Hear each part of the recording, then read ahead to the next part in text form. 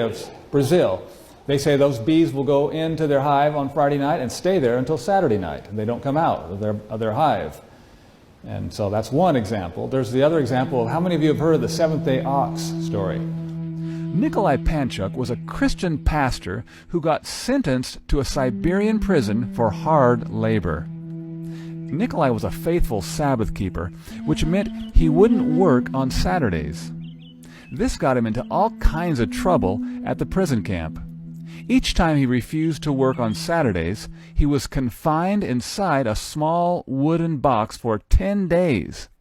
Now this nearly killed him, yet he still remained faithful to his convictions about the Sabbath. After being confined in the box several times, Nikolai was finally able to make a bargain with one of the wardens. Here's the deal he was offered. If he could get all his week's work done in 6 days, he could have Saturdays off. Unfortunately, he was given the job of hauling water for the camp. He was to drive an ox with a cart all the way down to the spring to draw water, then haul it back up to the camp. The problem was with the ox. The ox was stubbornly slow, and the more he tried to motivate the beast, the slower it would go. So he was constantly behind on his work, and by Thursday he was so far behind schedule that it looked impossible to get his 7 days' worth of work done in only 6.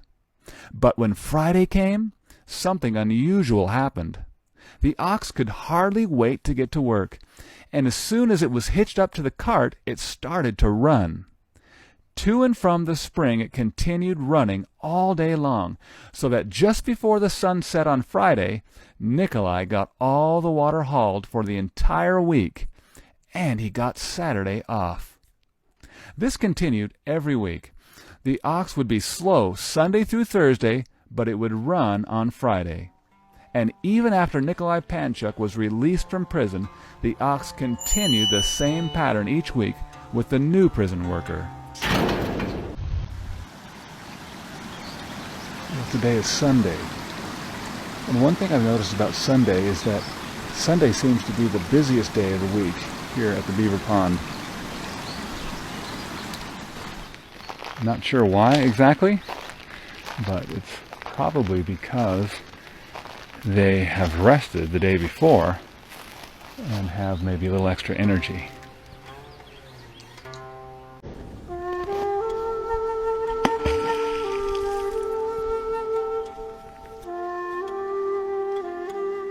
So right from the beginning of time, we see that the seventh day was special to the Creator of the earth.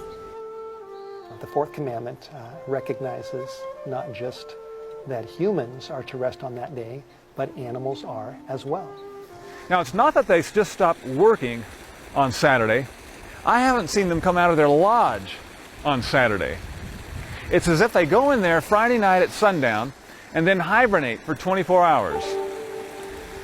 The longest living people on planet Earth today are Sabbath keepers. And so this was recently studied. We found out those that were keeping the Sabbath versus keeping Sunday were able to handle severe stressors in their life better. And it appeared to be as a result of Sabbath keeping.